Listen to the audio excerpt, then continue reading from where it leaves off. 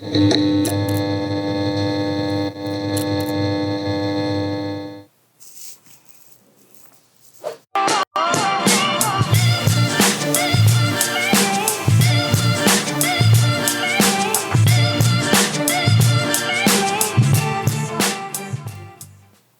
is good, world? How are you guys doing on Facebook Live? What's up to our podcasters out there? This is Now That's Debatable. We are back on a regularly scheduled day, which is Monday. I am Sidney Smith. My brother there sitting there co-hosting the show with me forever now is Mr. Deon Curry. We're happy to be with you. Want to ask you guys before we even get moving on anything else, click that share button. And if you're watching this on YouTube right now, go ahead and click that subscribe button. With all that said, very happy to be here. Shout out to our podcast listeners as well on Apple, Stitcher, iHeart, so on and so forth. We do appreciate you. And lots of love to all of our folks like Mary Ballard who, clock in with us every single week that we can be on here on Facebook Live. Deon, what's good with you, bro? Happy Monday to you, my brother. Good to see you. Good to be seen by you. I'm excited for this show. It's 9/11. 9/11. Wow, what a day, right? What a freaking day. I remember exactly where I was when that first plane hit the towers. So, this day, it's it's one of those days where as time moves on, you kind of, you hear people tell their stories. And I always hear something new. I got down a conspiracy theory rabbit hole earlier today. Not you. Twitter. Not you. Well, not me personally, no. But so I was on Twitter and, obviously it was trending. So I click on it and I scroll down a couple and I see one guy who's like, I used to believe it was conspiracy. And then I got help, and then I clicked on that thread and I kind of read some things, and it was just really interesting to see, random Twitter people. I don't know if they're bots or not, don't really care, but just the back and forth conversation that they were having was kind of cool. We talk about this every year. We do this because we don't want to be callous, because there's some people out there, because if we want to hear from you, if you want to share where you were, because like Deon and I were talking about in our pre-show, everyone remembers where they were. Even if you were in the third grade, I'm assuming that came from Chelsea. Said I went to the third grade. Everyone remembers where they were. So if you want to talk about it, if you want to share a memory or a moment, maybe you lost someone in the towers. If this is a time you want to share that, we always want to be open to that. When it comes to me, and Deon and I have talked about this on several occasions, you guys have heard me talk about it, I ignore all news, if I can, on 9/11. Just because for me, and you guys know, if you're a fan of the show, you've been watching, if you've been listening to the podcast, you know how much I love this country, flaws and all. It is always a heartbreaking thing for me to even imagine it.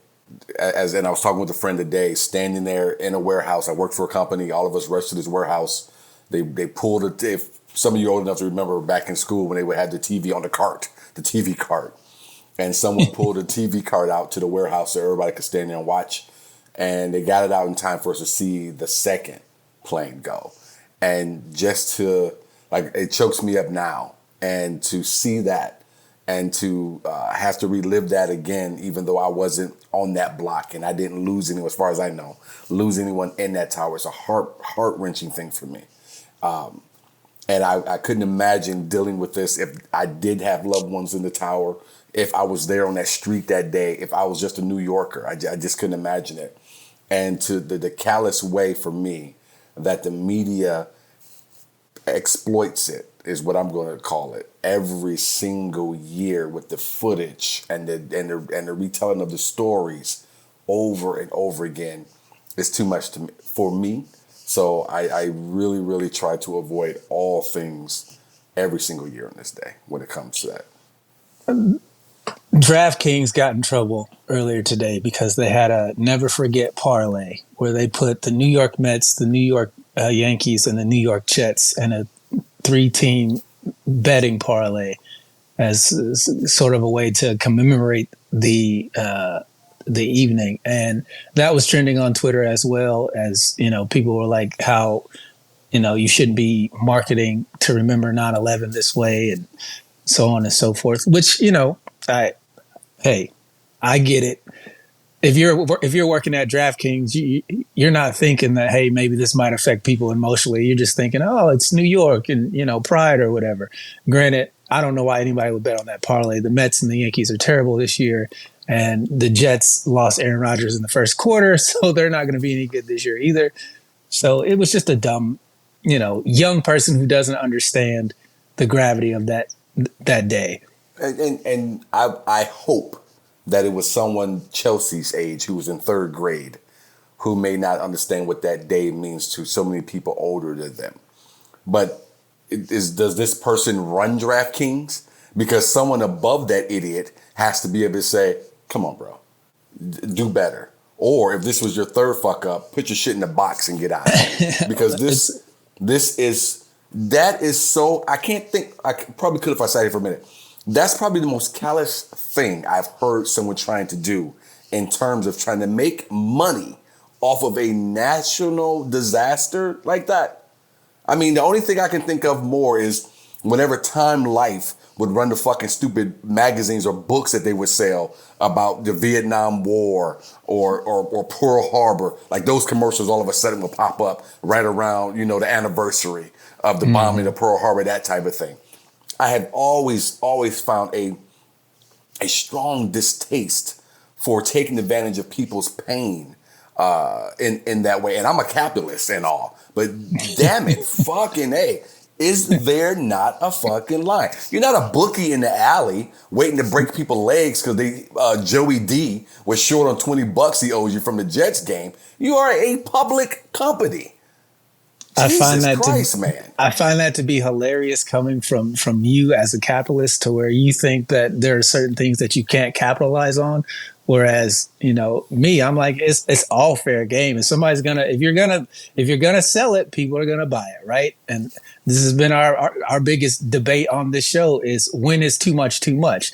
And for you to say that a national disaster like that is too much for you, where I look at it is, I remember that day and the weeks after, how everybody was so patriotic, except for if you were a Muslim. And I had a lot of Muslim friends in high school, and I saw how this affected them. It's one of those things where I get what DraftKings was trying to do, and I get the pushback from it. But at the end of the day, it's capitalism. It's there's nothing more American than that.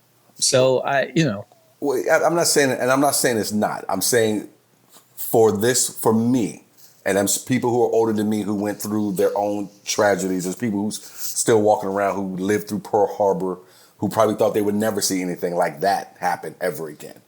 But for me, there is a line. And again, as a capitalist and a proud one, other than fucking selling, slave labor and that type of thing, this is my fucking line. And if I'm running a public company like DraftKings, you gotta have a fucking line, man. It can't be, let's put a 3-team parlay, all the New York teams together, and see if we can make a quick buck off of people's pain. Because what jackass, maybe Joey D over there, the same dude got his legs broken by the bookie back in the day, is over there, you know what, 9/11, I think a perfect bet to make would be this 3-team parlay of all the New York teams. This would be, this is the fucking way to go today. Then who the fuck is making this bet? One guy actually said, I put 1776 on the 9/11 parlay. # never forget. Well, he got his money refunded because they canceled the parlay. But it's just one of those things, man, where if you live in this country, man, there's always going to be a person out there scheming and plotting to make a buck. I mean, whether it's the Red Cross or DraftKings or the people who go and buy up a shit ton of water and try to sell it during, times of crisis. There's always going to be those people in this country because that's what we promote here. It's not about community. It's about, hey, if I can make money off of it, I'm gonna make money off of it. Well, here's where I'll push back on that. And for anybody out there who wants to let us know what's going on or anything, please let us know how you feeling about the day, or if you're agreeing or disagreeing. I see Wade jumped in and said hello, and he said, "Hey man, bro, can't express it." So I think he's agreeing with me there. What I would say is, my only pushback on that is, you touched on it earlier, and we've touched on this on the show before. the only sense of community that stands out or did stand out was during that time period. And we talked about it before. That's where I don't care what color your skin was, as long as you didn't have a Middle Eastern accent or war, whatever, or you weren't Islamic or, whatever people felt about that region of the world, everybody was riding together on that. And so we were a sense of community at that point in time when that happened. And we should still, if no other day, have some type of sense of fucking community on this day every year, if no other day. You want to bet on when Jesus was born? Fine. You want to bet on if Santa Claus is going to slip and break his neck before he can get down that fucking chimney? Fine. If you want to bet that the tooth fairy fucks the kid's mom before he takes the fucking money or leaves the money, whatever it is you want to do, bro, whatever it is you want to bastardize, feel free to do it. Just don't touch this day. See, and to me, I just find that to be so hypocritical. Like 9/11 isn't above any other. If you literally just put 9/11 above Jesus when it comes to making a dollar, which I find to be absolutely ridiculous. I put it above that because everyone doesn't vibe with Christmas. Everyone doesn't vibe with Christianity. Everyone doesn't vibe with everybody. Church. It's okay. Not everybody vibes with the story around 9/11. That was part of the conspiracy theory rabbit hole. Yeah, but no one's talking about the story around 9/11. We're talking about the people that actually died. Right. And I understand that. That was a tragedy. One of the cool stories that I saw today was there was a guy who worked for Stanley Morgan, which was in the South Tower. He used to have a megaphone, and he would, he ignored, because people in the North, when the North Tower got hit, they told people to stay in place, that everything was A-okay. And he had been running these emergency drills for years, and he got on his megaphone and he ushered all of the Stanley Morgan employees out. It was, I think, either 22 or 2,300 people that he got out of those offices in time to save their lives. And unfortunately, he went back into the tower to try and help more people. And that's when it all came down on top of him and he passed away. But it was just one of those, it's one of those things where the story around it, whether you believe the conspiracy theory or not, the tragedy of everyone losing their lives and the way that they lost their lives is really, really sad. But for me, as I look at that event, and I have a hard time believing the government's story about it. How much was redacted from the 9/11 report, and just the coincidences surrounding this event. If you live in America and if you understand how our government works, it is just extremely fishy that these things went. Please don't go down the rabbit hole where the government is the one who perpetrated this on its own citizens. I'm just saying they capitalized a great deal off of it in the aftermath and the years since. That's all I'm saying. We'll go to some comments here before we continue on. Thank everybody for joining us. I see Bruce is with us. What's good? Bruce says he was in junior high school and watched a lot of the news on my free periods at home. Wade is with us, I mentioned before. Looks like Michelle is with us. Michelle, what's good? You're looking great in those photos. I saw the photos that you took with Deon after the show he did on Saturday, right? Mm-hmm. Yeah, on Saturday. So looking good there, Michelle. Mary's with us as usual. I know Chelsea's in here. Deanna cleared this up for me, but Facebook user says, I was in Orlando, sleep. My mother, who's in the Army, was on travel duty. She had gotten a plane to North Carolina so she could wake me up and with a call and says, hey, baby, I hear you. You sound like you're just waking up. I just want you to know I'm okay. Immediately, I was worried. Why is Ma calling and telling me this? Must be something wrong. She tells me that she'll call me right back. So I turned on the TV. I was blown away. That was Tanika Jenkins. What's up, Tanika? Thank you for joining us. She was 18. Okay. So, yeah, everyone's old enough to kind of be blown away as you were. I think even if you were in junior high school, as young as that, as Bruce was. I mean, this was a significant event that happened. I mean, you got to see people coming out of the buildings as well, as you stood there and you watched this. This was something I hope no one ever sees again in their lifetime right now. This was, you couldn't, the closest thing we got to this was being taught about Pearl Harbor and what that was like and what that meant to people and the tragedy that was for people during that time and how they carried that with them going forward and how we got into a war because of it and so on and so forth. I mean, you just never ever, you can just never think you ever witnessed that, whether in person or with your own eyes on TV. Yeah, it was when I remember I was in world history. I was a sophomore in high school, and I literally walked into world history. This was happening as the periods were changing, and he had the TV on CNN, and I remember seeing the smoke from the first tower, and I remember watching the second plane hit. I remember watching people jump out of a burning building to their deaths, like on live TV, which is something that thankfully I've never had to watch again. But as it's happening, it's one of those things where it was one of the most surreal moments of my life to be like, is this real? I mean, it was worse than any movie plot that you could think of, especially for me being as young as I was back then. I couldn't fathom anything like this ever happening here in America. Of course, you hear stories. You know, you've seen the documentaries on Pearl Harbor and Vietnam and stuff like that, but it wasn't. I mean, I wasn't alive during those times, so it wasn't something that, you know, really resonated with me as someone who could process my emotions and thoughts. This was the first event in my lifetime that, as a whole country, we were all just completely shocked and surprised and didn't understand what was happening. It was eerily silent at a high school that had over 1,300 kids in it. And I mean, it was one of those things where the principal came over the PA and, you know, he's kind of breaking down what's happening. Everybody's watching it. We didn't switch classes. I stayed in that classroom the entire day until, you know, they released us to go home. It was one of those things where thankfully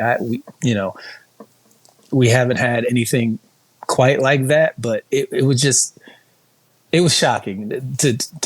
That's the word I would use. Just completely shocking. And I would say, even with Pearl Harbor, not to minimize any tragedy or anyone's feelings, though that was in one of the 50 states, that was in Hawaii. That wasn't on the continental U.S. I mean, having this happen on the continental U.S. takes it to another level to me in my mind to a certain extent. And maybe that's because, like you, I was able to see it, and I can still see it in my mind right now, and I'm trying to hold it together right now while we talk about it. It's just I can't do it. I can't watch the coverage. I can't. It's just not for me. And not to compare tragedies or anything, but it was war going on in the world when Pearl Harbor happened, so it wasn't. Granted, it was unexpected, but at the same time, like, it was, you could say it would be a reasonable thing for a bombing to happen during wartime. 2001, there was nothing going on. We weren't in conflict with anybody, that outside of what we had always been dealing with in the Middle East. So it was just one of those things where it was just like a regular day for everybody. And then boom, the first plane hits, then the second plane hits, and then you hear about the Pentagon, and then you hear about the plane in Pennsylvania, and it was just one of those things like everybody's freaking out. Are we under attack? What the hell is going on? It was really scary. Yeah, absolutely. Let's see here. Facebook here says I was I was young to completely understand, but I knew it was serious when I met mean-ass teacher that shows no bullshit ever was crying her eyes out. And also, you could feel a whole different vibe in the air completely. I'm assuming that's Chelsea coming back with that. Yeah. Slim is on with us, says, "What up, though? What's good, bro?" Excuse me, I got to sneeze. You wonder? Bless you. Yeah, bless you. Thank you. I apologize to our listeners. I apologize to our viewers as well. Charles says, "How did that third building fall?"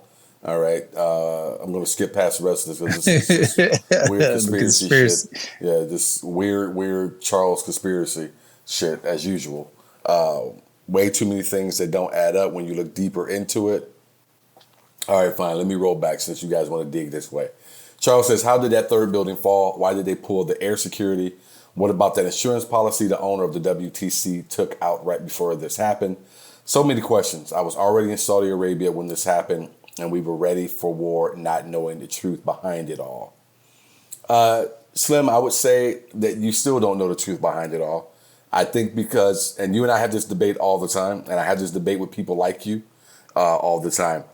Just because you happen to fall down a rabbit hole from time to time or read something that seems to make sense to you doesn't quite make it true. And I say that because if someone sits with you and talks to you about anything you don't disagree with, and I don't care what they're showing you, and I know you, Slim, and I know other people like you, you refuse to go along and say, well, that's the truth. So just be careful when you take these little things here that you grab off a meme, I'm sorry, not off a meme, but off of a IG reel, and you want to run with it like it's the gospel. People on the other side, such as myself, could sit and argue with you about this all day because we feel like we have facts, just like you feel like you have facts. But I think your facts are a little more nut-based than anything else.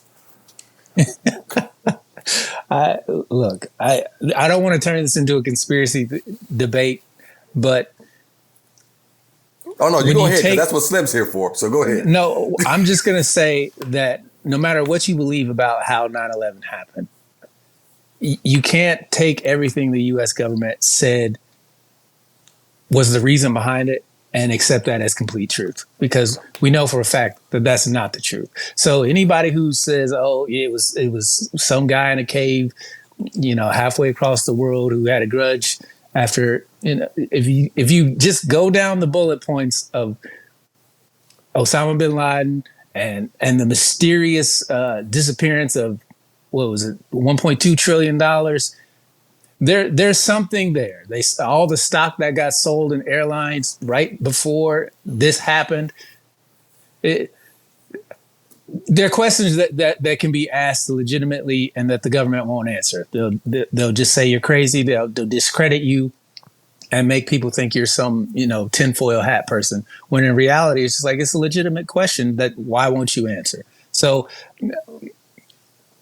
I know for a fact you can't knock a building down with an airplane, but that's neither here nor there. I just just before before you dig this trench with Slim, just understand that the man typed in here, the government let Pearl Harbor happen too.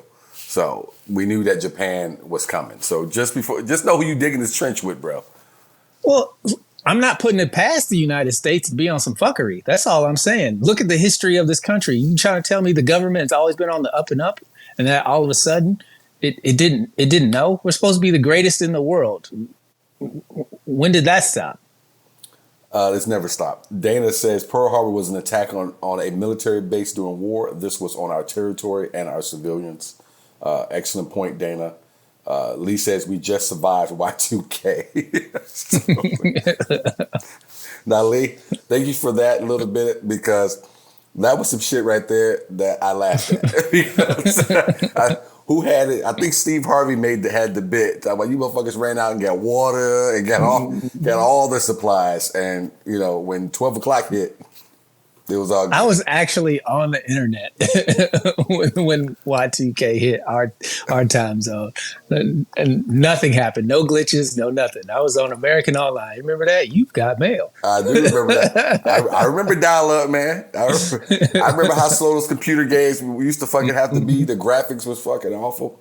Charles Williams Slim says, laugh my black ass off, no cognitive dissonance here, and no memes teaching me. I just plain and simple don't trust the government. LOL, some of this stuff is unclassified info now. Slim, let me tell you something. For a person who doesn't trust the government, you shouldn't be taking some of that money. To be fair, it's our money. So. No. Slim needs to sell the house, get rid of the hot tub, go off and live in the woods, in a cave someplace, eating ramen. If you don't trust the government, people who don't trust the government, you can't find them. Slim be on this show. Slim be all over social media. Slim is on everything. That's a little extreme. Can you not disagree on certain things? And he said he doesn't. Others? You can. But he said, I quote, simple. I just plain and simple don't trust the government. What's wrong with that? No, I don't trust them. I don't trust them either. I don't trust them when they tell me that when I give them $20 for them to run for office, that they're going to use that money for the benefit of my well-being. That's a crock of shit. That's a lie right there. Then you need to stay in Slim's cave when you come to Arizona next time. Y'all need to be cave mates for a couple days. All right. Well, thank you guys for letting me be emotional on this day. Thank you, Deon, for bringing it up, even though I told you I don't like to talk about it.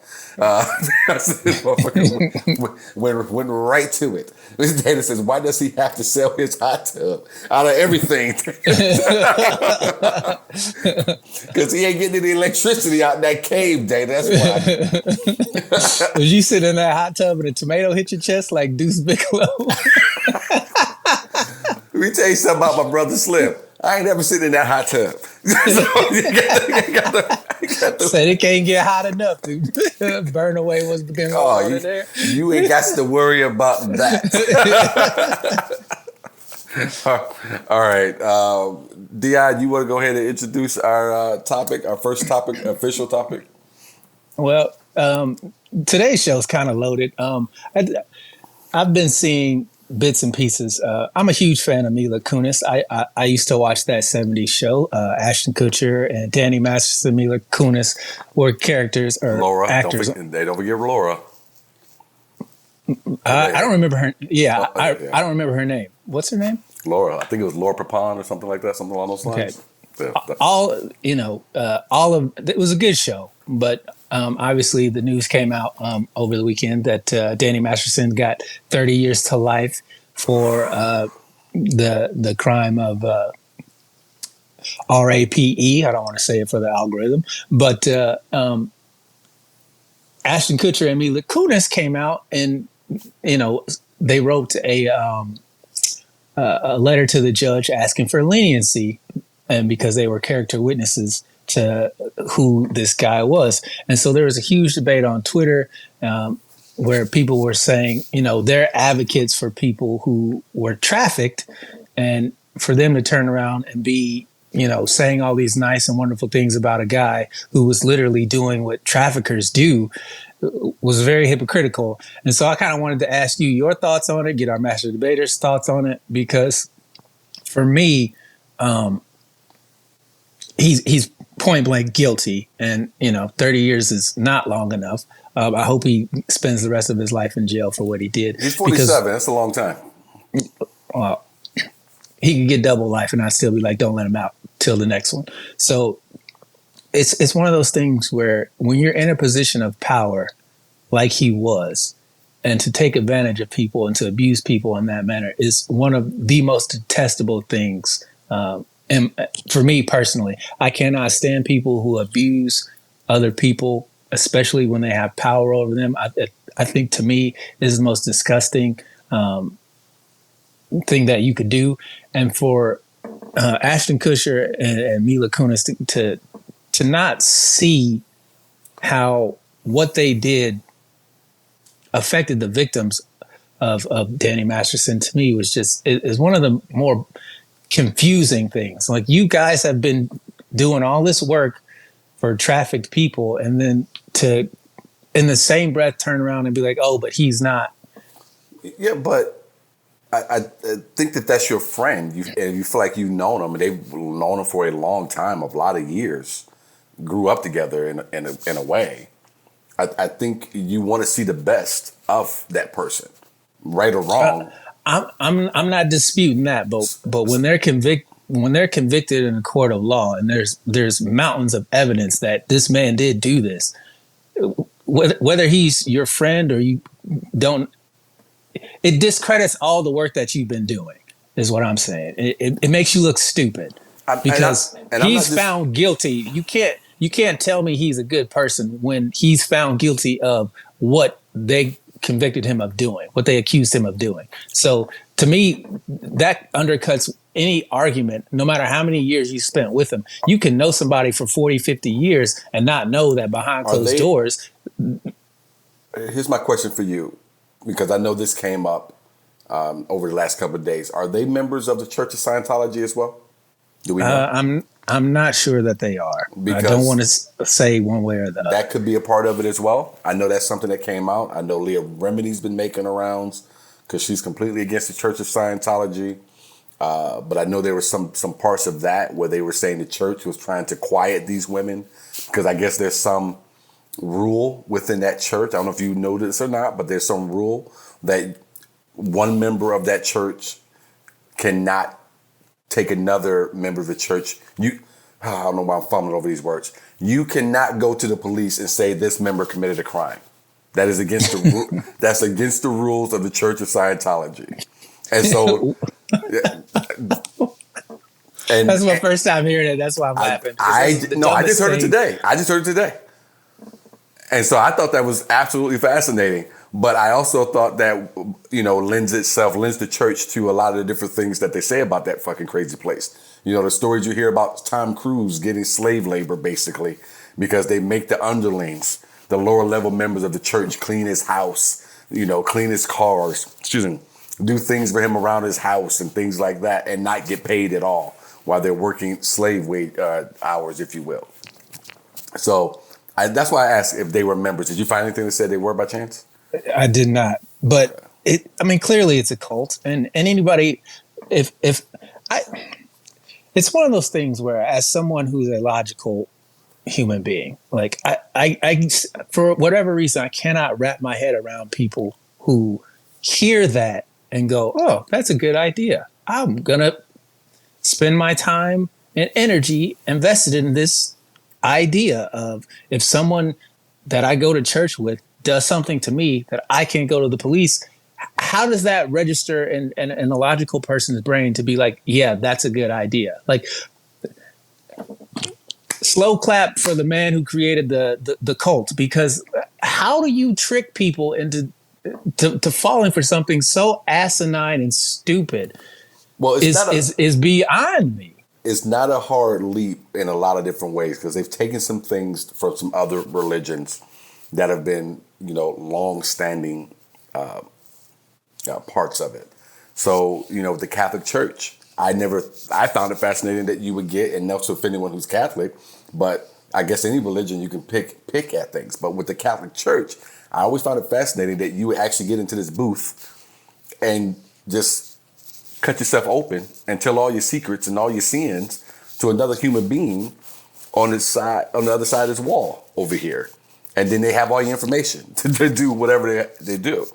But the Church of Scientology has taken that to another level because they take you in and they hook you up to all these things, and then they ask you questions, and you're just supposed to spill your guts, and they record it. They have hours and hours and hours of tapes of people's deepest, darkest secrets, which they say is one of the ways they keep Tom Cruise, John Travolta, others of that ilk in check, because they have all these recordings of them. So I'm not surprised, and I believe that Danny Masterson was a high-ranking member, and I think that was part of how he was able to get away with the raping, as I was understanding it today, was because the Church of Scientology does have that rule in place that you cannot go to the police to say someone else committed a crime against you.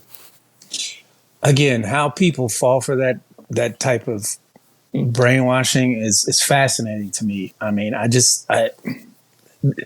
when you hear an idea for the first time that is as awful as that, to where if somebody is in a group who does something to you and you're in the same group, you can't do anything about it. I immediately, my first thought is, I don't want to be a part of that group anymore. That doesn't sound like a good idea to me.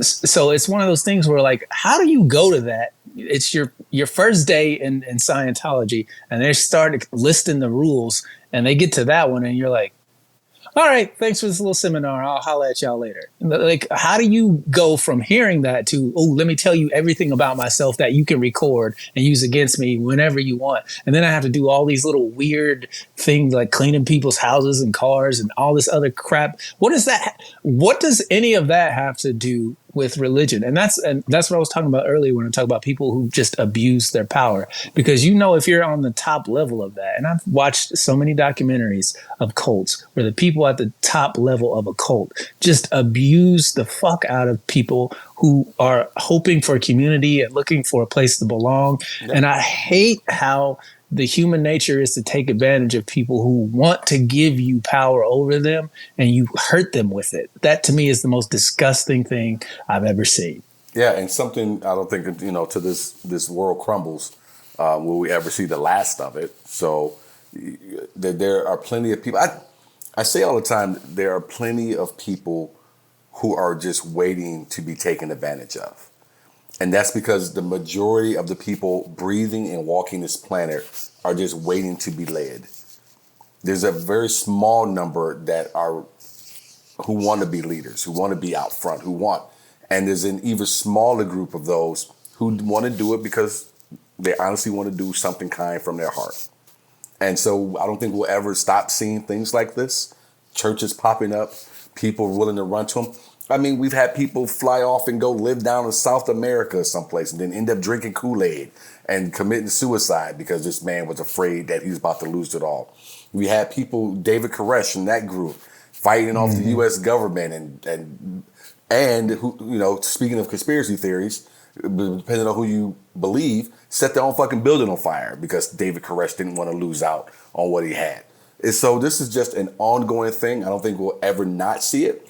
But I am fascinated by this Danny Masterson thing because it's not very often that someone who has fame and money can't seem to get himself. I say if this case comes up to court, actual court, maybe 10 years earlier, he gets away with it. He gets away with it. Because I want to say that 10 years early, you guys correct me if I'm wrong, maybe it needs to be a little further out. But I think 10 years earlier, he beats the Bill Cosby stuff. He beats the what was the super producer out of Hollywood who's in prison now? Weinstein. Weinstein. He beats all of those different things. Epstein. If he's first, I think he beats it. I think all that stuff doesn't help him. The Me Too moments as well. I think if you're coming behind any of that, your ass is fucking grass. Well, I mean. But he's guilty, so I don't think he beats it. I think for the simple fact that he is guilty of the crimes that he committed, and there's evidence. Yeah, but guilty people get beat stuff all the time, though, Deon. Yes and no. So I agree that there are people who are guilty who get off scot-free. Yes, I agree, but I don't think with the evidence they had against him that he beats it, regardless of the time period. Okay. This is just my personal opinion. Okay. But I do agree. What do you guys think, though? What do you guys think? Let us know in the chat. If you guys let us know, do you agree with me or Deon? Go ahead, Deon. No, I do agree with you that the fact that the time period of Cosby and Weinstein and Epstein definitely probably swayed public opinion and jurors' opinion because there's a certain level of bias that you cannot get rid of depending on whatever case you're dealing with. I mean, that's why they pick a random selection of jurors, is they try to mitigate the bias as best as possible. But, when you're dealing with someone who's in the public eye, Trump, for example, he's not going to get a fair trial wherever he goes because you either like him, you hate him. There's a very, very, very small population of people in this country who have zero opinion about him whatsoever. And the fact that they would be able to narrow it down to 12 or 13 people and get those people to serve in a trial is so minuscule that it's very improbable. I think you could almost say almost no one could get a free trial in this country depending on what you did. Fair trial. Fair trial, depending on what you did. I think if your crime was murder or rape, something along those lines, you have a far less chance of getting a fair trial, I think, depending on that charge. And I think the more extreme, the less likely. Going back to what I was saying with the Danny Masterson, and this is part of the reason why I said it, because now we have so many different things on the forefronts of people's minds when it comes to Hollywood and it comes to the taking advantage of women. The things that have been in front of people's minds with the Church of Scientology, going back Leah Remini again has been at the forefront of that with her television show on A&E and all the interviews she was doing even before today. Mm-hmm. So, it is a weird thing. That's why you see so many people take a plea bargain, because I'm going to entrust my life. If unless they're talking about putting you away for a long time, I'm going to entrust my life to 12 fucking people sitting here who I don't know what they heard and how they digested it and what they remember and what they don't remember. If you can help it, tell to the no. But I just think too much of this stuff is at the front. When it comes to Trump, I agree with you, but we're right back there. I just don't think he's the only person. He's the only person. He's unique to it because everybody knows him from Mars to this fucking planet. I think he's unique in that way, and you either love him or you hate him. I don't think there's any in between.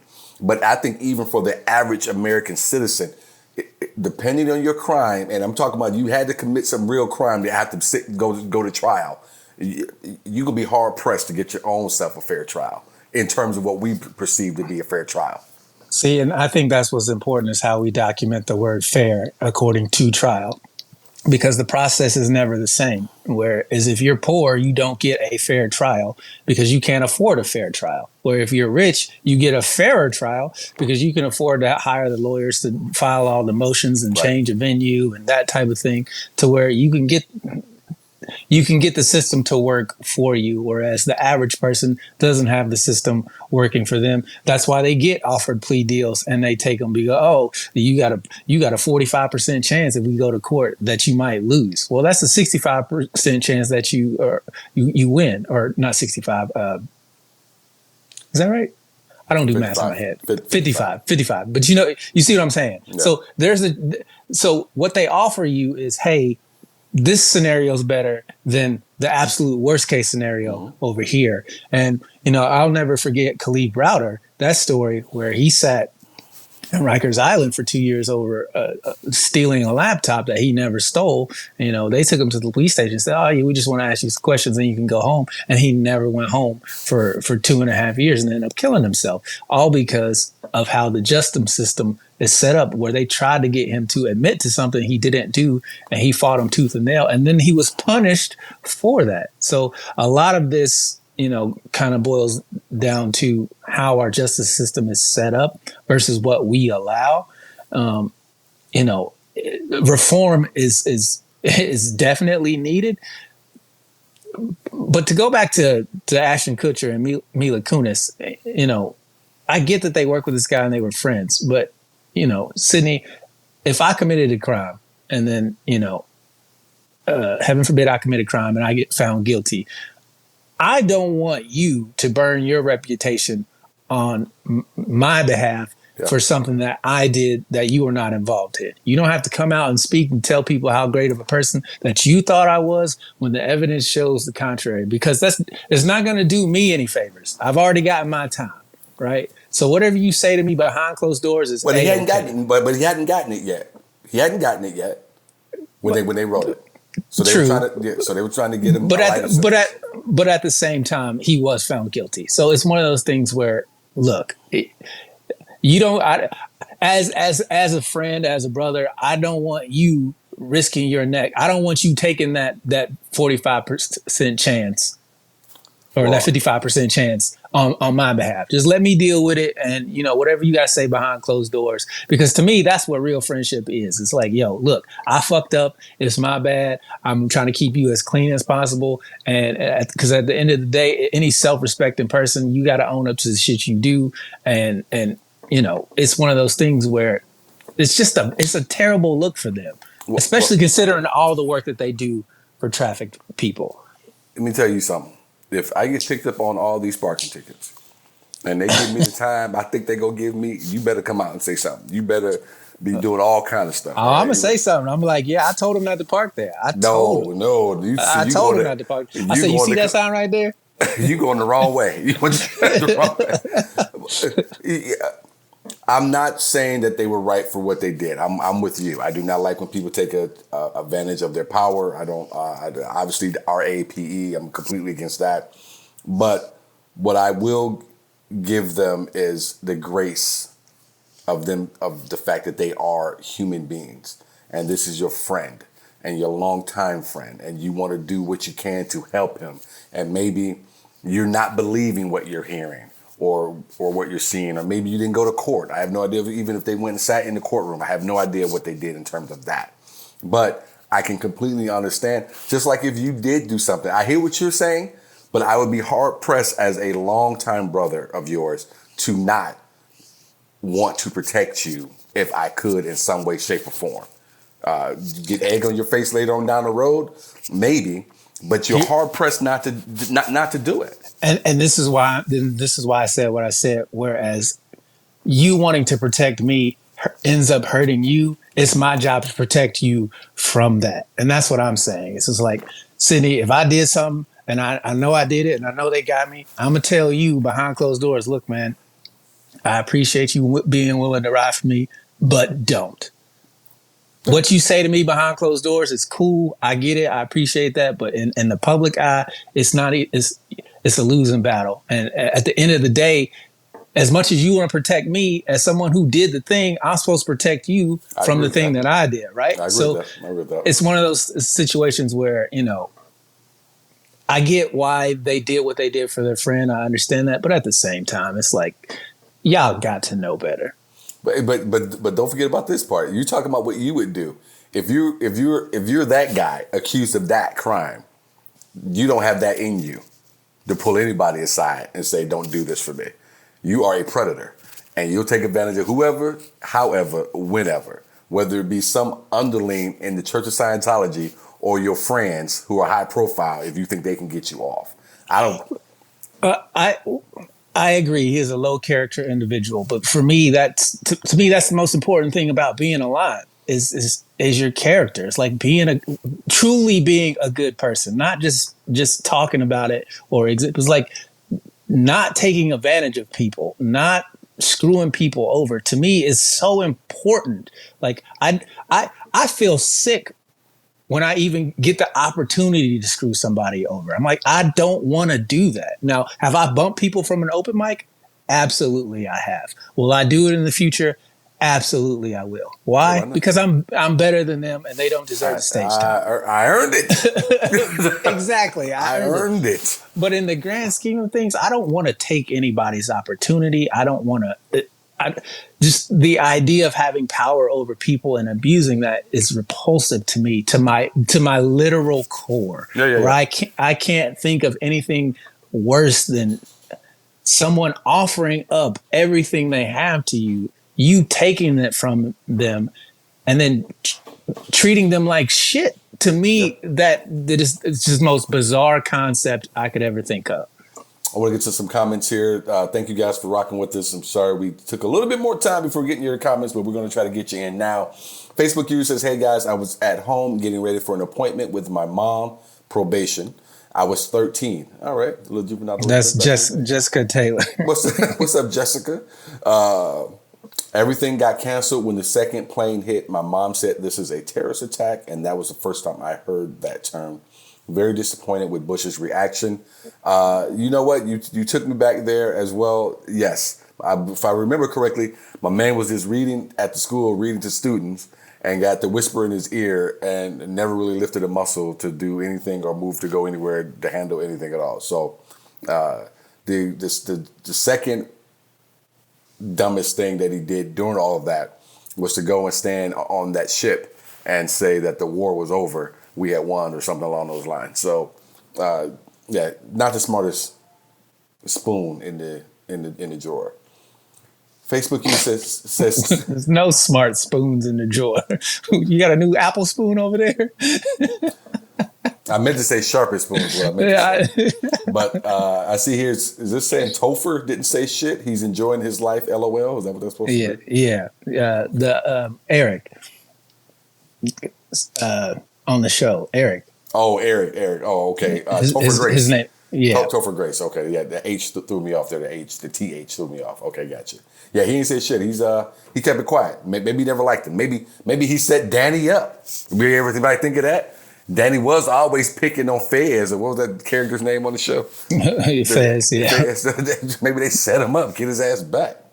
Coach for MS. Why does it seem like the last couple of guys who got busted for something like this, their characters on TV show, they were kind of douchebags, little creepy, little sleazy douchebags. It's easy to get in a character when that's who you are as a person. Comedian August O'Neill's was already on my boy. Says Coach for MSU is a setup. We will be getting that. August, I hope you're still with us. Stay with us. We will be getting to that soon.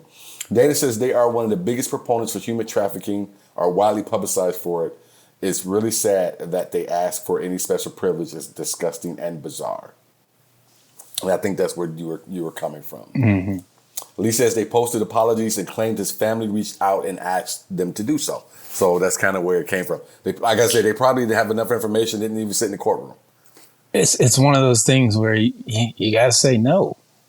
No, I'm not doing that because because of all the other work that you're doing. Like when lines get crossed, you have to put a line in the sand. Like, Danny, you did this, bro. Mm-hmm. And now you're asking me to come out and ask for leniency where was the leniency for what you did to those people? Oh. Like you can't see what I'm saying? It's like you got to take accountability for what you did. And at the end of the day, to ask other people to stick their neck out for you after you've done that thing. Yeah. Nah, man, that is shit. I'm with you. Wade says some people are just sheep. Bruce says that whole church is fucked up. Facebook user says, oh, hey. Okay. Oh, hey. Oh, hey. That's Shandis. Okay. What's up, Shandis? Is she actually any of these behind that, Deon, at all? In the comments that came after? No. After her is Roxy and then her. If you give a read of those, because I almost user. So Roxy says, not to excuse it, but part of me wonders if Mila has been conditioned to normalize certain behaviors. She was so young when she was exposed to this. Then Shandis says, the culty religions will always protect their own at all costs. Jessica says, I feel like Mila and Danny were just co-workers, not best friends. Then Shandis says, but why offer a character witness statement to Jessica's comment? I sure as fuck wouldn't put my neck out to protect someone who's simply my co-worker.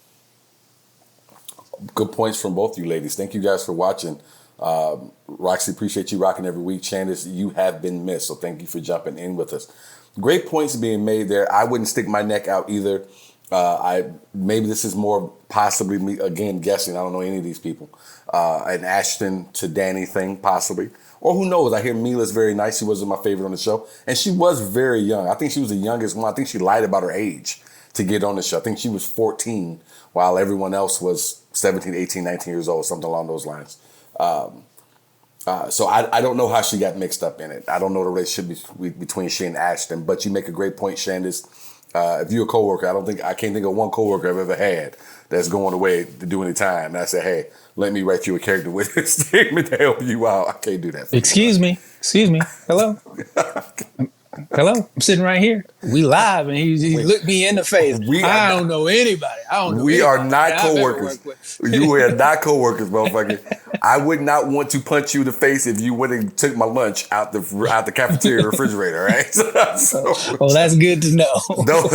Those are the co-workers. Everybody know what I'm talking about. The motherfuckers who go and eat your lunch and look at you like they don't know who took your shit. So, and be talking to Sidney had wings today.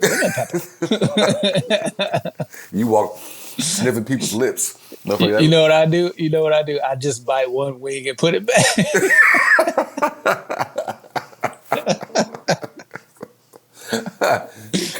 Come on, hello. I mean, look at me right in the face. Let's see. Roxy says, even if I didn't experience that side of someone, I will separate myself from people that don't align with my morals and ethics. You're just not my people. I have a hard time giving people a job reference, much less a character letter for sentencing, keyword sentencing post-conviction, and a RAPE trial. So, yeah, that's a really good point, Roxy.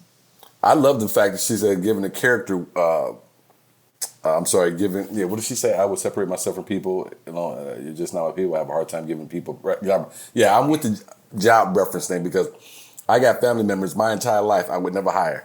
They would always think, yo, can you? Would you? I'd come up with some excuse. because there's absolutely no way. I'm not even letting you get in here to take the drug test. There's no way I'm letting you get close to getting in this building and being asked to leave and make me look bad. So I'm with Roxy there. Bree Geiger says Black Claw, period. Nice, Bree. Facebook user says, wasn't another cast member accused of grooming? I can't remember his name, but he dated very young women. Jessica Taylor. I don't remember anyone else being in trouble out of that cast, to be honest with you. Everyone else, I think, has been pretty okay, professionally and personally. Topher and Laura and the parents.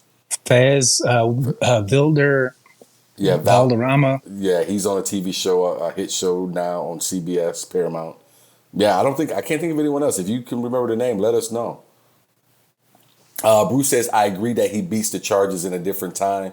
Yeah, Bruce, I just really believe that he would beat it. He had the money to get a good lawyer. But when you up against it, unless you got that O.J. Simpson luck, especially these days, you off and gone. I mean, hell, O.J. was enough to make people stop making a truck for 30 years. Jessica says Fez. So I think I remember hearing something about that. But okay. I didn't hear anything about that. Okay. Well, I'll have to look that up later. That's interesting. Mary Ballard says, I'm surprised he didn't beat it. I'm not. We'll get to it. I don't want to go down. I just want to make sure we touch on everybody else's first here. Charles says, since you brought up Cosby, everyone famous or almost everyone famous from back in the day or during the day of sex, drugs, and rock and roll should be brought to justice. Then and not just select folks that the industry is upset with or tired or don't like. Well, I would say this, Slim. I'd probably say the same thing with the Danny Masterson thing. I think a lot of people, especially if you've been in the industry for a long time, you've made a lot of money for yourself and for the industry. I think you sometimes feel like you're untouchable. Like, and we're going to go to Bill Cosby. I have my own feelings about that. But when you're Bill Cosby, you're a living legend. You can go any place, anytime, get on a stage. I mean, you're America's dad at one point. You're the Jello Pudding Pop dude. You had the most popular TV show for black and white people that some people have ever known. I think you carry a certain level. And when you're coming up, and this isn't my word because I didn't come up during this time, but when you're coming up in a time where men and women who came up during that time were saying these were the rules, these are the things that were done, men and women were playing by them. I don't think people ever expect their times to change or end. I think when you're going through it and you're living life and you're doing your thing, and I think it's human nature, and if you're doing what Bill and a lot of other guys were doing, and I listened to an interview recently that kind of turned my stomach a little bit because Bill and Larry King together are talking about slipping Quaaludes to women, and they're laughing about it on the Larry King show while Larry is interviewing Bill Cosby. So Bill wasn't alone. He wasn't the only guy doing it. If you listen to some women who say that they knew that they were doing it, it was just kind of how things went. My point is, I don't think people ever think times are going to change. I think this is accepted now, and this will always be accepted, and this is just the way the world works until they don't. I was going to say, I disagree that this is always how it's going to be. You can see progression as you look back then versus now. Danny Masterson being a prime example of what you spoke about, of how had it happened before, chances are a lot higher that he gets away with it. But we're at this point in time now where young people have a reckoning when it comes to the behavior of past generations. And we look back and say, this is wrong. This is wrong. You shouldn't do this. You should be more accepting. You should be more open. You shouldn't be abusing your power. You shouldn't just have to take it, which is kind of what leads into our next topic of what you should put up with versus what you shouldn't put up with in order to have the career that you want to have. There's certain give and takes that we all participate in society that if all things were even, most people would not put up with. But for the simple fact that, I have to jump through this hoop in order to get what I want career-wise, it's one of those situations.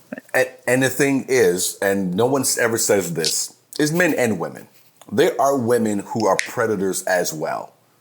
Absolutely. Who have made males do things as well. Women are predators after comedy shows. Some of the fucking worst.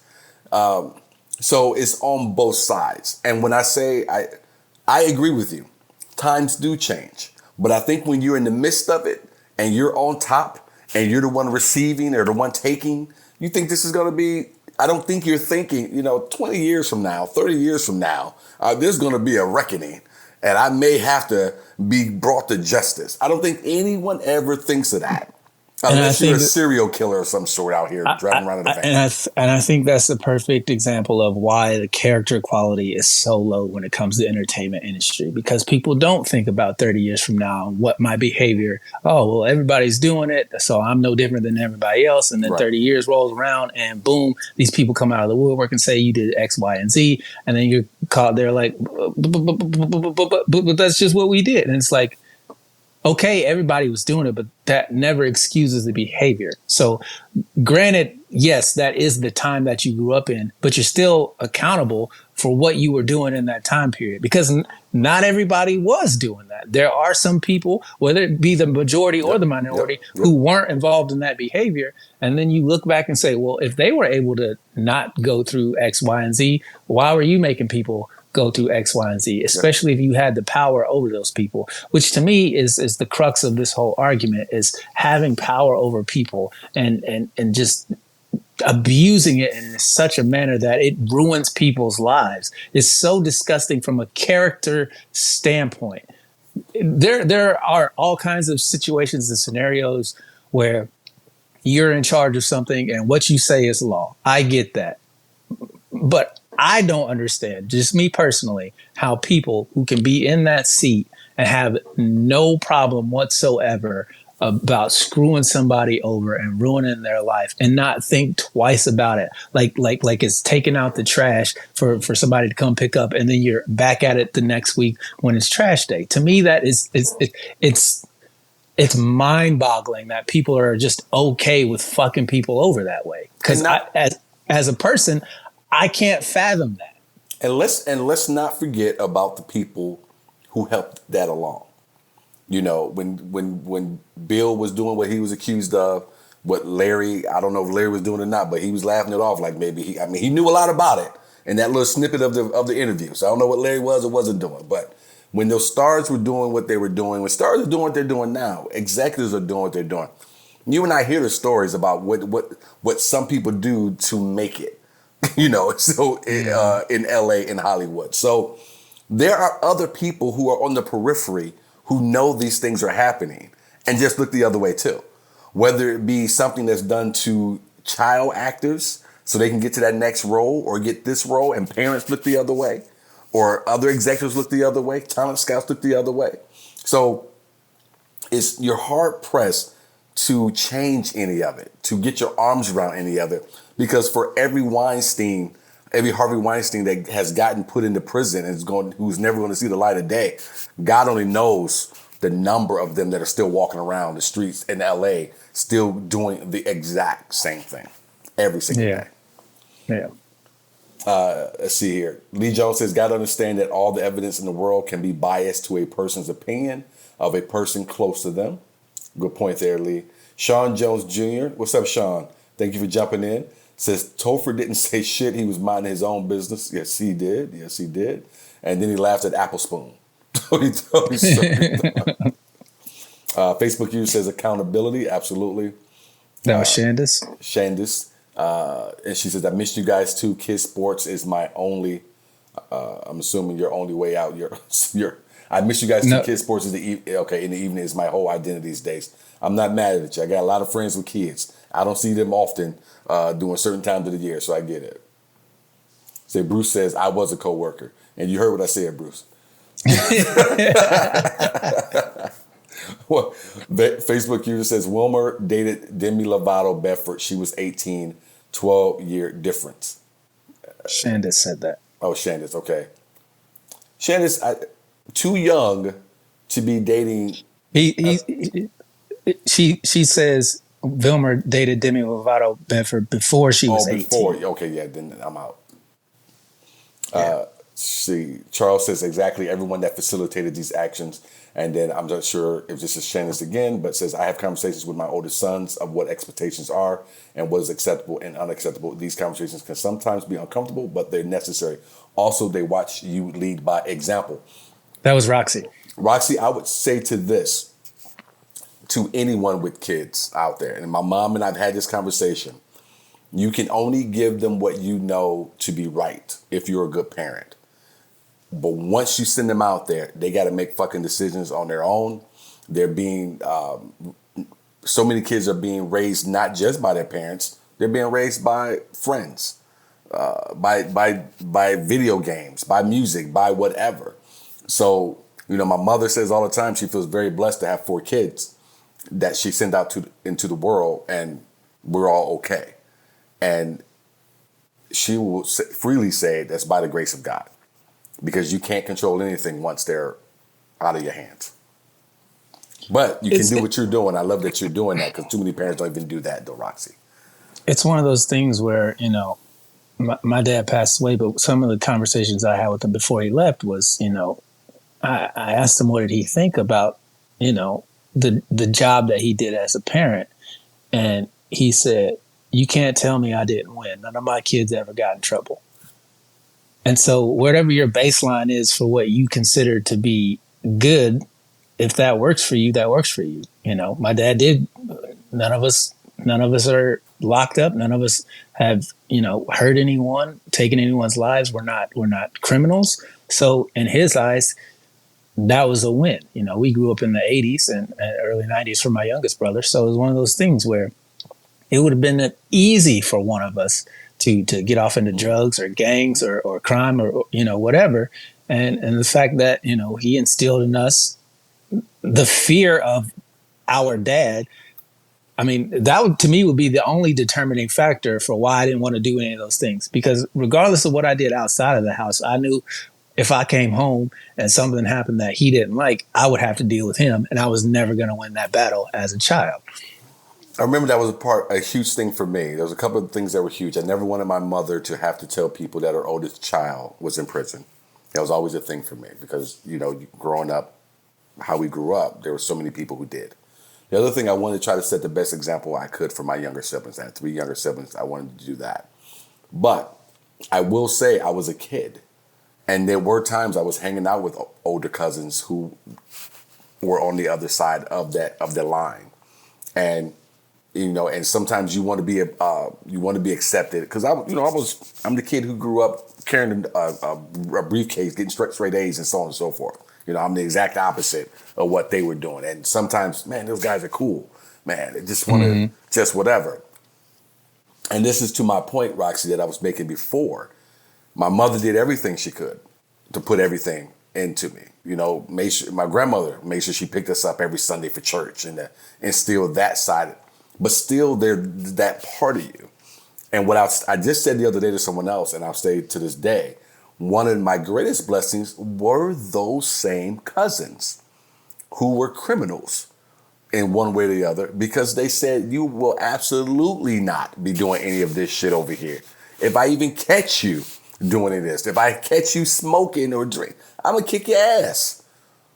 So accountability. It takes more than just your parents sending. There is a lot of blessings. There's got to be a lot of luck out there. And to your point, Deon, I think you made earlier, there's got to be something in that kid as well that says, I don't want to take advantage. I don't want to commit that type of crime. I don't want to do. And unfortunately, sometimes that kid is not born with that in here or here, however you think it happens. They're walking out here amongst us every day with some of the greatest upbringings that you could ever think of. Agreed. Roxy says that's true. I can't control the future, but if I hold them accountable, now that expectation is set. 100 agree with you. 100% agree with you because I tell young people, siblings, cousins when they were coming up, look, you can take it or you cannot take the advice I'm giving. You can take the lessons that I'm trying to teach you or not take it. But what you won't ever do is come back to me and say, I didn't tell you. Because I'm going to tell you a goddamn lie. And and listening to, the comedian. Damn it, I was just talking about. I think I like him a little more than you do. He's got the special I was talking about. You need to watch Domino Effect on YouTube. Ali Sadiq. Ali Sadiq. I like Ali Sadiq. Yeah, maybe it was someone else who said they didn't like him. Ali says it in an interview because Ali did a lot of time. And they were asking him, well, what about those guys who were in prison and they maybe didn't have someone there to watch out for them or to teach them? And he said, let me tell you something. You'll never find one man who's in prison who will tell you nobody told him. He said, all we do is sit around and talk about, man, my aunt told me, my uncle told me, I should have listened. My teacher told me. He said, somebody has already told all of us.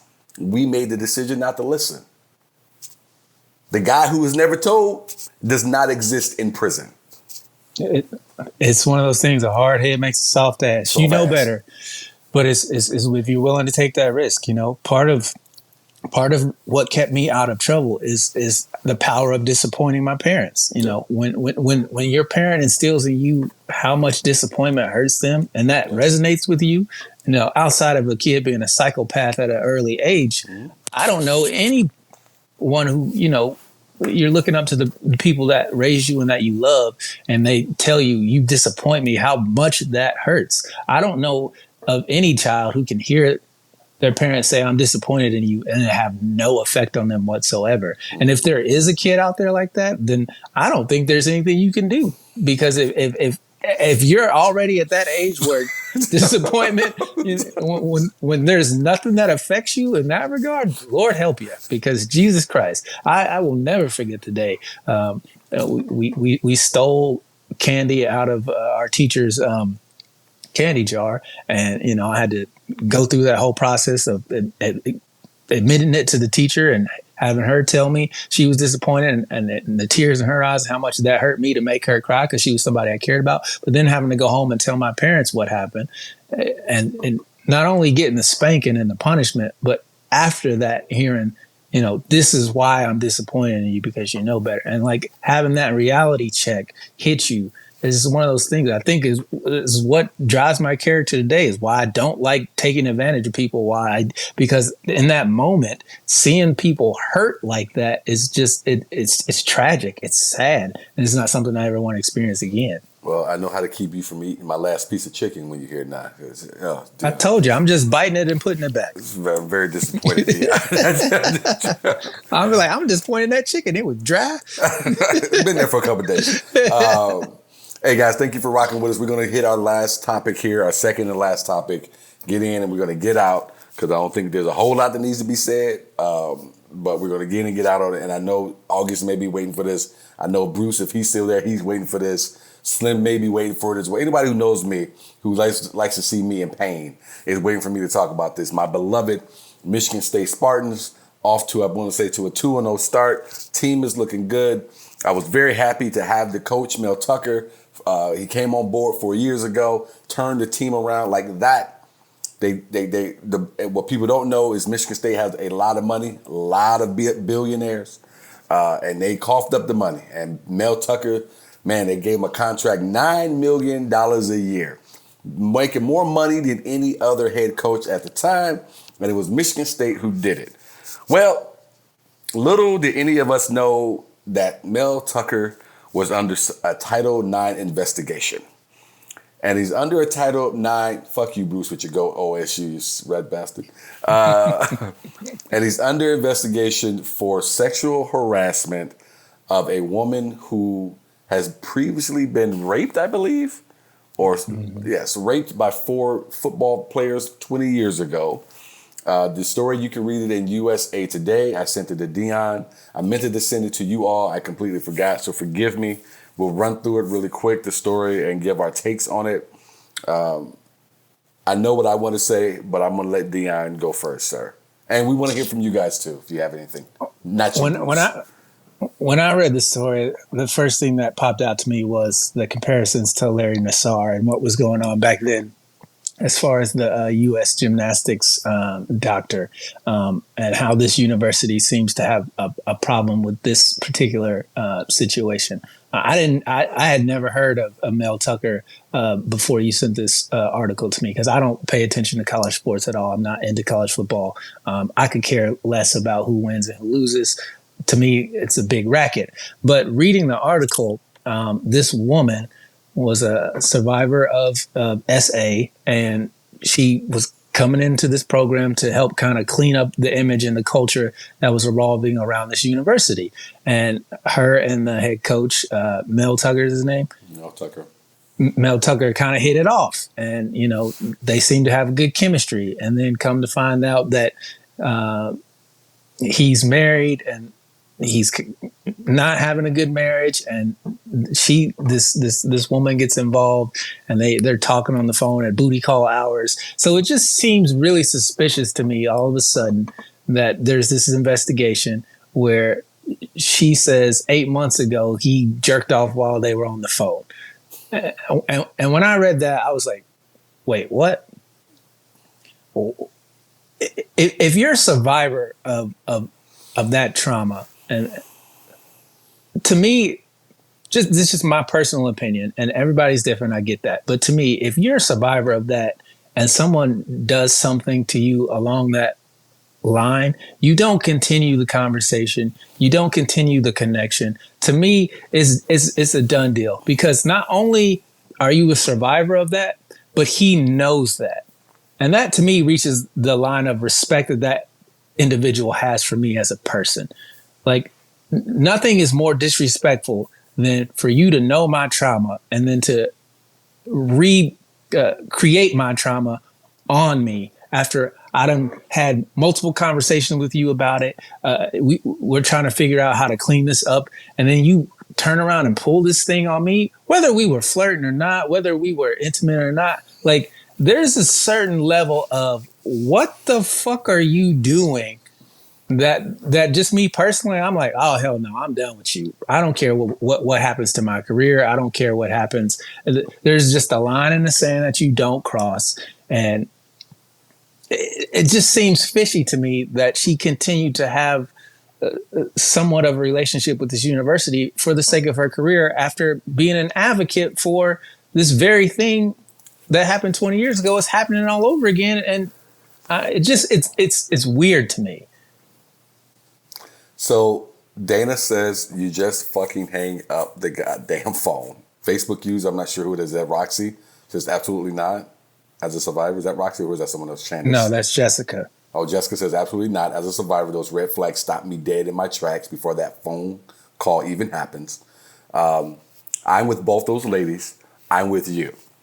My biggest issue with this, not my biggest, but one of my issues with this is that exactly. This goes back for me with the Louis C.K. thing. The man is masturbating on the phone. Hang up the phone. I think so many, I've heard, and I'm not saying anything I have not heard other women say already. Other women have said this on stage and off and in private conversations. Sometimes women won't say things out front because they don't want to be seen as the enemy to other women, because everybody just wants to go along to get along.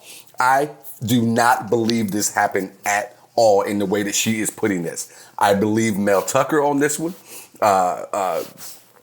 She wanted someone to be her sugar daddy, to cut her a check and keep her on the side. There's no woman out there. Dana, Roxy, Shandice, Mary, you guys all tell me if I'm wrong about this. But as a man, a red-blooded man who's been around the block a couple times, I feel comfortable in saying there is not a woman. What was that voice? I'm sorry. What was that? That was the voice that you used around the block. Hey, yo, Rhonda, come outside. But there's not a woman who means anything good who sits on the phone with a married man for 30 to 40 minutes or a couple times a week when he's married. And there's nothing going on. Or she's not attempting to be a part of something to help it along to become going on. I think this dude, because in the article it says he did what he did, then he went to the background. That was his big mistake, because this broad was expecting to stay on the payroll and you fucked it up. And you went to the background because obviously you never got a pimp class, because you was telling this bro all about your marriage. And she started spreading your business all around town through her assistance, however, and somehow it got back to you. And that's what upset you. Because you didn't ask the right proper questions before you started having a little self-love on the phone. My next problem is, you a 50-something-year-old man. At what point are you too old for that? When you got $9 million in the bank? Look, girl, I'll fly you down, I'll meet you up somewhere, or I'll get you an Uber or something. But I mean, what are we doing here, bro? What are we doing here? Then you look in there, my man had sent her cash through Venmo. He had also given her thousands of dollars through her charity that she was running. He had hooked her up with several speaking engagements. And I think she was making $10K for speaking engagements at MSU. Bro, you just don't get the fade to the background or something like that. But my biggest issue out of everything, and I mean this from my heart, as a black man with that type of opportunity, making that kind of money, you can't fuck that up, bro. Because you and I talk about it all the time. What other black coach in professional or college football do you know of before this one who got to be the highest paid player in your industry? At a school, not at Alabama, not at Tennessee, not at Florida, not at fucking Notre Dame. At Michigan State. I love the school. I love the team. But it's Michigan State. That's a lot of fucking money. And you went and blew it because you had to have with this individual. I'm not the biggest fan of Gilbert Arenas, but I will say one thing. My man say, y'all cost too much money. And if I want to do something, I go find me a little lady. We go out, we have a good time, and we call it quits. We good. But you put it all on the line.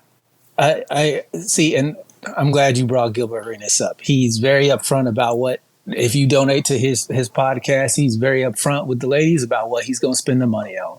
Yeah, and he says, hey, if you inbox me, this is what I assume you're inboxing me for, and you know what the deal is. So that at the end of the day, there can't be no, oh, I didn't know.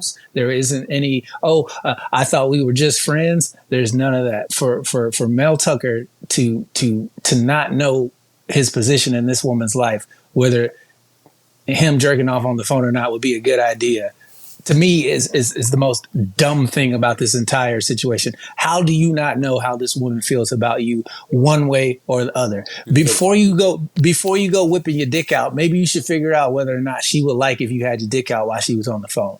That's just me personally. Like, I don't want to put my dick out in front of somebody who don't want to see my dick. That's a bad idea. Whether I've got $9 million or I got $90, it don't matter. I'm saying she didn't mind it until he pulled away. Here's That's my what point. I'm saying. And here's my point. It don't matter. You got all this shit to lose. I agree. And you're gambling on the phone at 12:30, knowing you ain't divorced.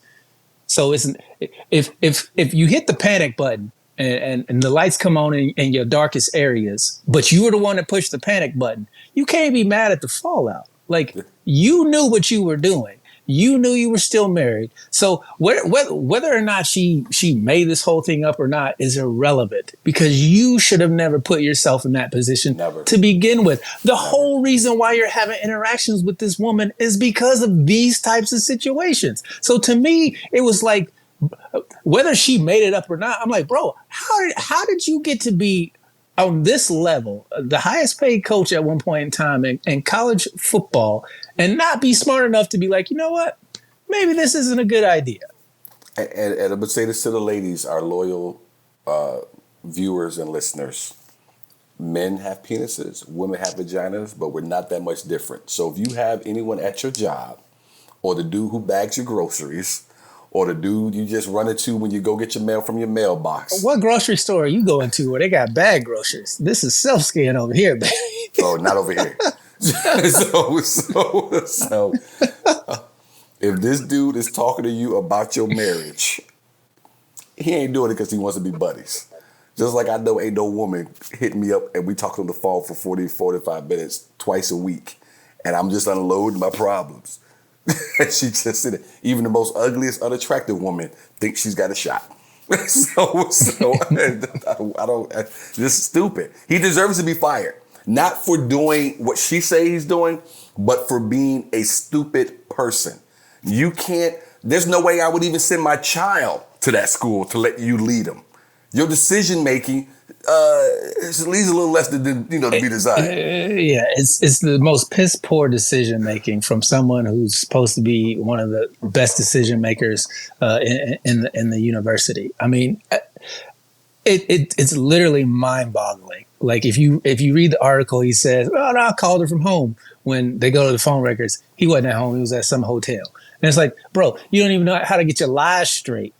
Make it make sense. Okay. How do you not secure the relationship before you take it to that level? Is my biggest issue with this whole situation. Is like, how are you out here gambling with your penis like that when you got all this stuff to lose? It literally makes no sense. And this is her area of expertise. It's not like she's some random lady who just gives a motivational speak about juggling. Like, this is her area. This is all she's been doing for the past 20 years is dealing with these types of situations. And you don't have the clarity in your mind to be like, you know what? Maybe I shouldn't call her at 12:30 in the morning and be like, "Oh, you sexy. I'm jerking off right now. You think that's hot?" Like what? Like as a man, I've been extremely horny. Never been that dumb. Never been that dumb. Like, you know what? Let me call up this sexual assault survivor who I got working for me at 12:30 in the morning, and I told her about my wife. I'm doing your voice around the block. It's like, what are you doing? My voice is a lot cooler when I do it. I will say this: if it's 12:30 at night, if you gonna be doing that self-love in the hotel room by yourself, bro, just pick up your phone and go to Pornhub. This is when you wasting it on the phone call. All right, go to some comments, then we're going to get the hell out of here.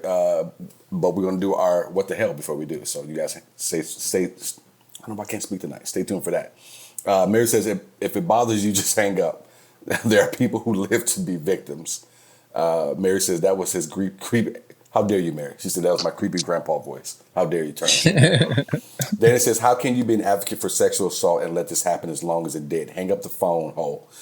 No, please don't educate the young women in the world. Deon, I was reading and I was caught off guard with ho. Mary says, I agree with you, Sidney. Facebook user says, yeah, he sounds real dumb. Dana says, the players should be paid. The coach makes too much money. Absolutely. I'm glad they're getting money now. Mary says, between some of them are anyway. Between doing it all and getting caught, not smart. Lee says, get your dick off the table, sir. LOL. Facebook user says he wasn't thinking clearly. Lee says, coach, call it brain facts. Laugh my ass off. Oh, I'm sorry. Call it brain farts. All right, Lee. But thank you guys very much. Hang with us for just a couple more minutes, please. You waited this long. Just a couple more minutes. Deon, you want to go with your what the hell this week? My what the hell is up with people who spend their hard-earned dollars to go to a show, and then they show up to that show 15 minutes before it's over. Why are you so late to get into the thing that you want to see? It makes no sense to me. I did a theater show over the weekend, and people showed up with 15 minutes left to go in the evening, talking about where are our seats. No, if you're gonna be that late, why not just get your money back? Why even bother show up? And every last one of these people looked exactly the same. And I'm gonna let your mind wander, but I'm pretty sure you all can picture the person, because it doesn't matter what color the individual is; they all look the same. These people show up late. They use cocoa butter? In this particular instance, yes. But I'm sure on the flip side of that, the people who don't use cocoa butter, who show up late, they all look the same too. It's like, you knew the show started at 7 o'clock. Why are you showing up at 8:30 talking about, where do I sit down at? It literally, it's the most disrespectful thing you can do to the artist. You spend your hard-earned money to go to their show, and then you walk in late and you disrupt the show, especially for stand-up comedy where there's people walking in the front row. This fashionably late bullshit. You're not a celebrity. Nobody fucking knows you. Be on time like everybody else. You paid to see the show. Get there on time. It's disrespectful to the artist, like I said. Show up, enjoy the show, go home. Don't come in with 10 minutes late talking about, oh, my bad. but I had to go get something to eat, sip a little something. There's food and drink at the venue. Oh God, no. I just God forbid, Deon. it's so annoying. I didn't mean to cut you off, but when you said there's food and drink there, no, God forbid anyone spends any more money at the venue. Dude, popcorn was $7, bro. $7 for the little box. You know. Here's my problem. People make time for and this is going to my what the hell, in a way. People make time for what they want to make time for. People spend their money what they want to spend their money on. Starting today, if you're catching this now or you're catching it down the road, there will be no more comped tickets from Sidney Smith for any show that he performs on. And I'm going to give you a real brief reason why. I've sold a lot of tickets so far for my special, but I get a report every week on the ticket sales and on who's buying tickets. There's a lot of comped motherfuckers who have not bought a ticket to my special, to my taping. So if the only way you seem to have found a way to support over the years is if I slipped you a free ticket and I did so out the kindness of my heart, and you can't come out to support now with your own dollar, I can't help it. It's the way I was born. I won't fucking forget it. So you better buy a fucking ticket. Not because I need your money, but because you should be supporting with more than just your fucking mouth telling me, I'm so proud of you. I remember when you was doing this and now you doing this. Well, I remember too. I remember you ain't paid for shit then, and I remember you not paying for shit now. Keep your words. I don't need them. Save them for your fucking kids when you can't get the Christmas gifts, I guess. You better buy a ticket. That has been Not As Debatable.